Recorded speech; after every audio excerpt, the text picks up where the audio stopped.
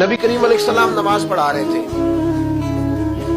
ظہر کی نماز تھی یا عصر کی نماز تھی، صحیح مسلم میں موجود ہے۔ حضرت ابو ہریرہ فرماتے ہیں نماز پڑھاتے پڑھاتے نبی پاک نے قدم آگے کیا، نماز پڑھاتے پڑھاتے قدم آگے کیا اور یوں ہاتھ اٹھایا پھر واپس کر لیا۔ اب نماز پڑھ کے نا تو سلام پھیرا تو صحابہ عرض کرنے لگے یا رسول اللہ صلی اللہ علیہ وسلم، وہ نماز میں پیر بھی آگے کیا تو ہاتھ بھی اٹھایا، تو وجہ کیا تھی؟ پہلا سوال تو یہ ہے کہ آپ لوگ نماز پڑھ رہے تھے یا حضور کو دیکھ رہے تھے؟ تو صحابہ تو پہلے ہی بتاتے ہیں کہ بھئی ہم تو پہلی صف میں نماز اس لیے پڑھتے تھے کہ نماز بھی ہوتی رہتی تھی اور چپ کے محبوب کی دید بھی ہوتی رہتی تھی۔ حضور سے پوچھا یا رسول اللہ، وہ نماز پڑھتے پڑھتے قدم آگے بڑھایا آپ نے تو پھر پیچھے کر لیا، کیا تھا؟